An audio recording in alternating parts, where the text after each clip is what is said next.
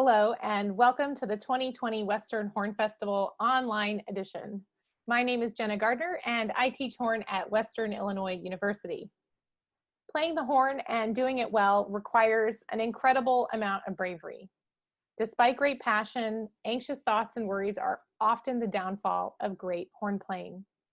This next session, presented by WIU Horn Studio alum Robert Palmer, should leave you with some ideas and strategies to try out. You can download his handout by clicking the link in the video notes. Some quick info about Robert. Robert Palmer will receive his Doctor of Musical Arts from Florida State University this summer.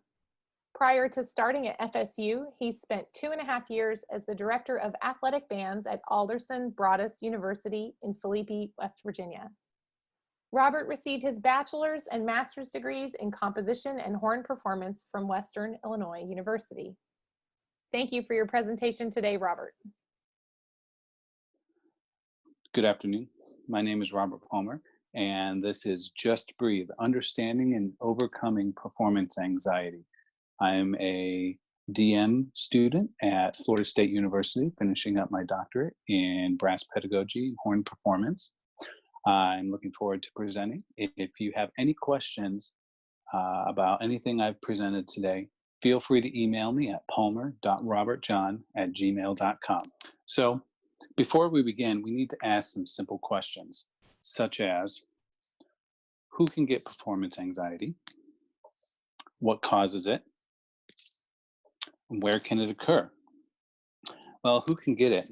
Really, anyone can get performance anxiety. What causes it? Things such as stress, diet, environment, and genetic predisposition. Genetic predisposition has a lot to do with performance anxiety because anxiety stems from the nervous system. And of course, this is all very subjective because the levels of performance anxiety are as unique as the number of people on the planet. So where can it occur? Anywhere, but mainly stressful environments. And this is where subjectivity is key because everyone defines stress differently. What are stage fright and performance anxiety? Well, stage fright is defined as nervousness felt before an audience. This can include performing, conducting, speaking in public, acting, and several other public events. Performance anxiety, however, is synonymous, being defined as a state or condition of nervousness or fear which prevents or adversely affects the activity being attempted. Some common locations are concerts, recitals, classrooms, certain types of clinics, and WIU Hornfest presentations. So another question we need to ask is, why does this happen? Something such as traumatic experience, a lack of preparation, and we know the old saying, practice makes perfect. Well, perfect practice makes perfect, or perfect practice and preparation makes perfect. So lack of preparation can also lead into one bad performance, can lead to another, and that can build up walls of anxiety. We have this thing called the perfection paradox. And this is the pressure of being perfect and psyching yourself out. And I believe that perfection requires consciousness and awareness, but also fluidity and spontaneity. And I will also talk about self-consciousness and hyper-awareness, which is another reason why performance anxiety can happen. Why else? Illnesses such as acid reflux diseases, which include GERD, LPR, and NERD, gastroesophageal reflux disease, laryngopharyngeal reflux disease, and non-erosive reflux disease. Colds, bacterial infections such as influenza or C. diff,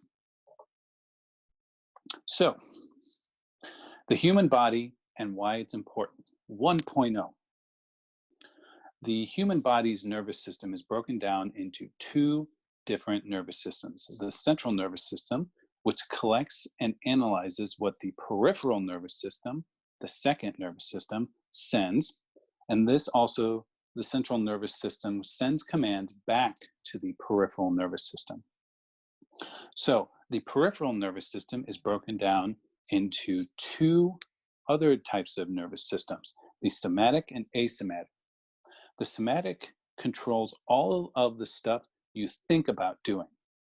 The autonomic nervous system carries signals from the central nervous system that drives all the other things your body does without thinking about, such as breathing, heartbeat, and digestion. The autonomic nervous system is broken down further into two more types of nervous systems, and this is where anxiety comes from. The sympathetic and the parasympathetic nervous systems.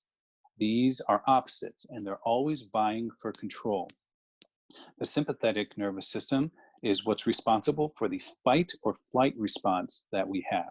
And this is also where stress and adrenaline is centered.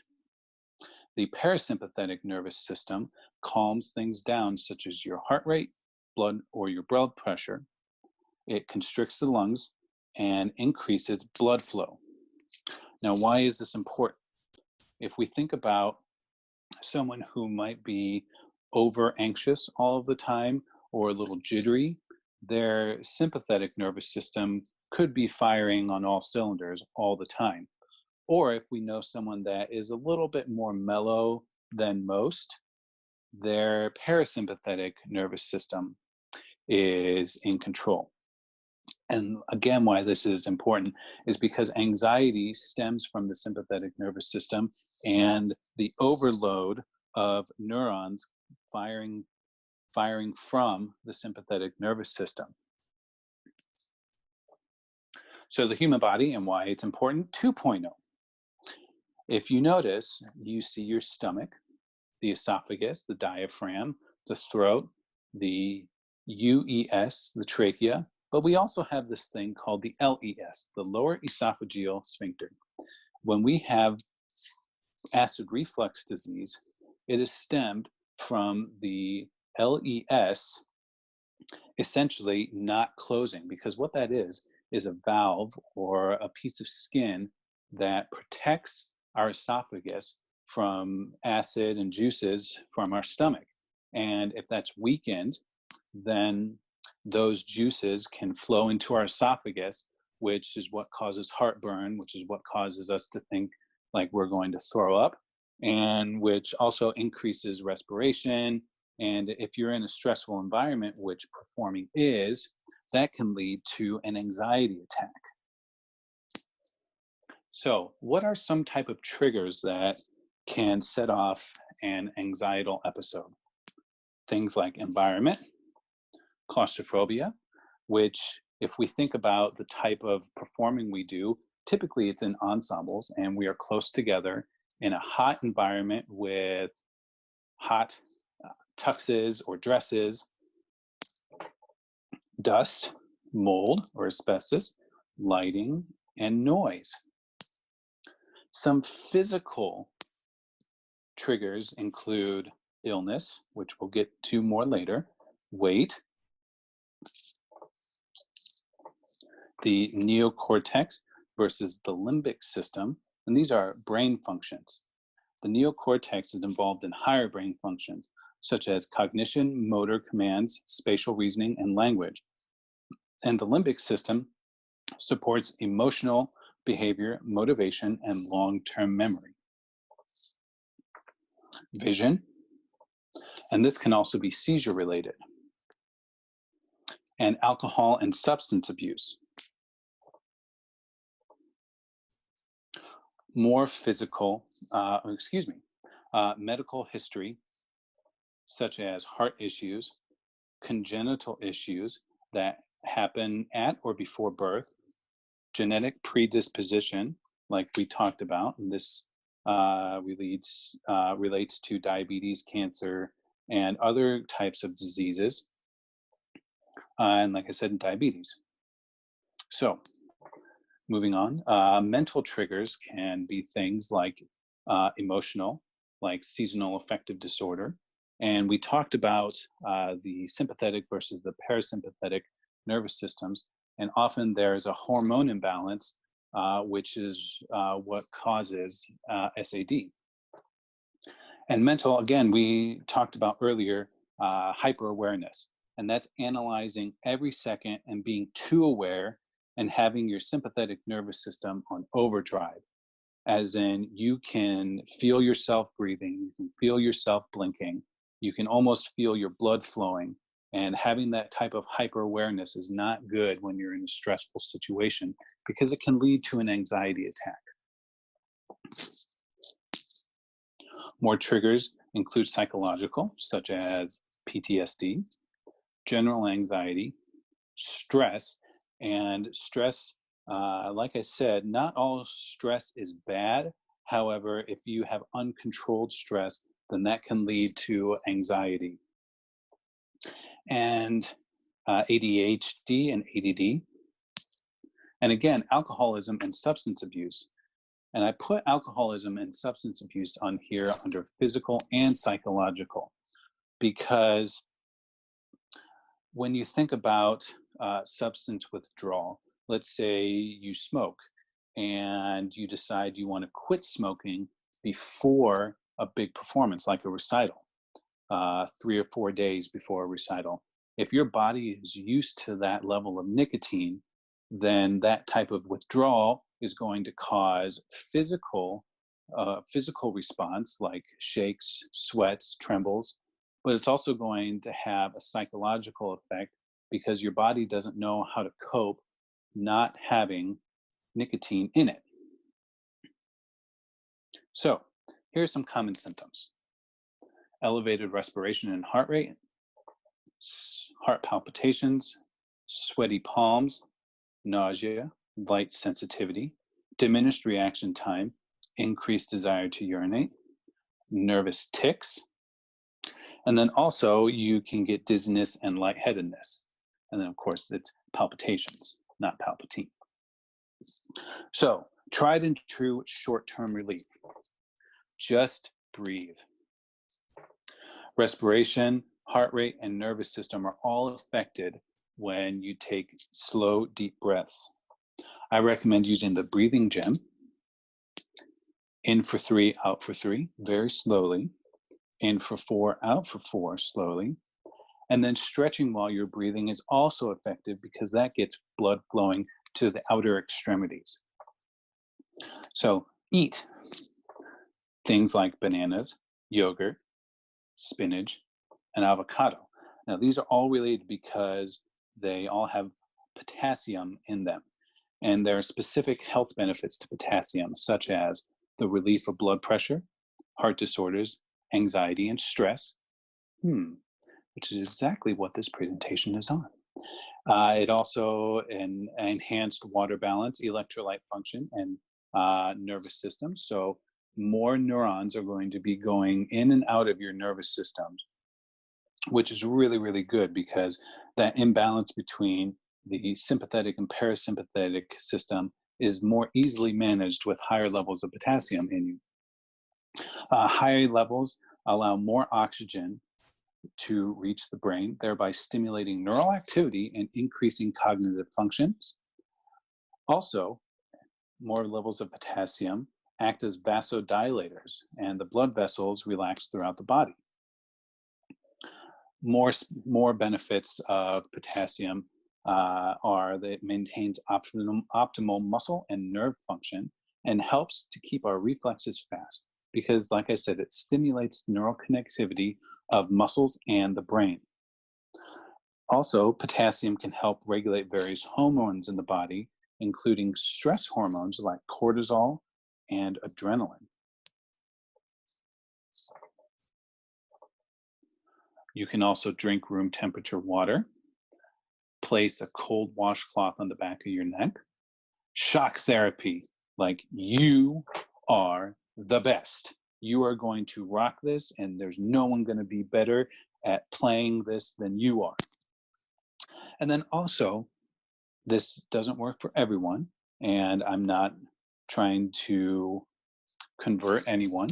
However, praying can help center you or provide some type of mental relief and lowering all of those hormone imbalances that you might be experiencing.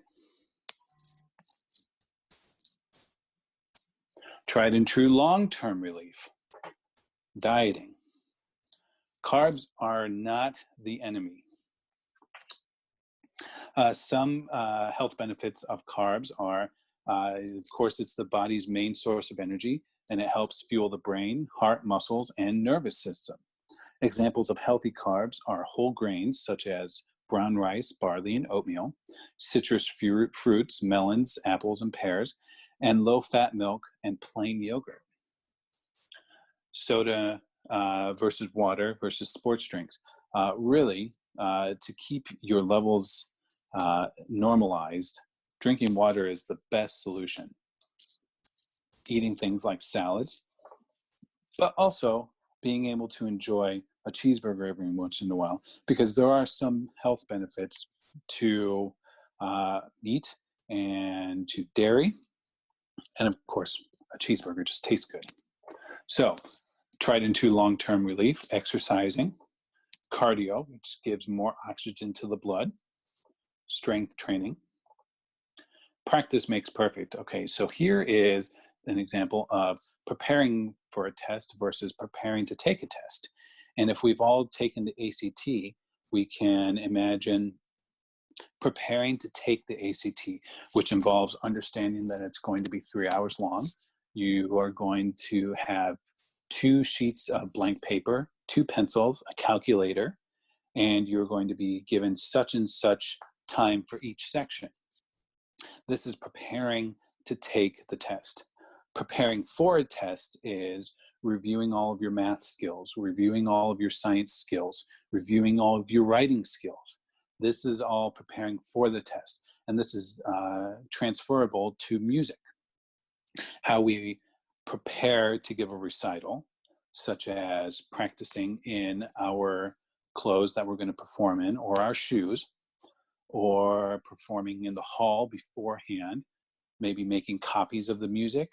These are all preparing to give a recital. Practicing for a recital is learning the notes, learning the music, practicing with the accompanist. So this is why practicing, perfect practice, it makes perfect. Also, yoga. Overcoming the perfection paradox. And you can ask yourself questions like, why do we do music? Who are we performing for? Does it have to be perfect? These questions are really, really important, because I think that if we take for granted the opportunities to make music and to perform for the people that we love, then ultimately it lessens and cheapens our experiences. And I think that it takes away the specialness that is a recital. And I put metaphysics on here. I'm not entirely sure that this really has any long-term relief benefits. So, meditation, overcoming stress and environmental factors. If you also pray, or if you don't pray, you can meditate in that time, and you can use that time to center your mind and to breathe slowly and to enjoy the process of making music in front of other people. Going back to praying, spiritual relief, and it's subjective. And if you're around someone that needs to pray beforehand, there really shouldn't be any judgment about it, because that's how someone gets past potentially a mental block of performing. Then you also might consider a wardrobe change. I know that a lot of tuxes are heavy and they don't breathe well, you can consider a different type of fabric, or maybe even less. If you are performing in a solo setting, you might not need to wear a coat and a tie. You might be able to get away with just a button down and a pair of khakis, or a pantsuit if you're a female, or there are multiple options. But I can tell you from personal experience that changing your wardrobe is going to be really effective, because it helps keep the body cooler if you're wearing less or wearing a lighter fabric, which in turn helps reduce anxiety levels, I believe. So, some things to keep in mind. Subjectivity is key. You need to find out what works for you. The environment,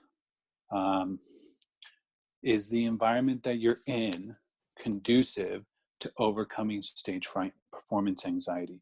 Are you in a safe and welcoming space that you can get over these issues?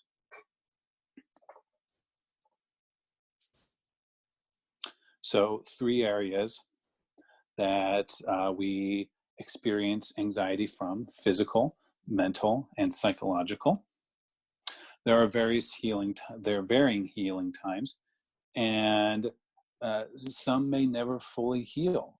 And that's okay, because if you have anxiety issues and performance anxiety, and you figure out ways to minimize your performance anxiety, then you are better equipped to help others who experience anxiety, whether it's performance or general anxiety.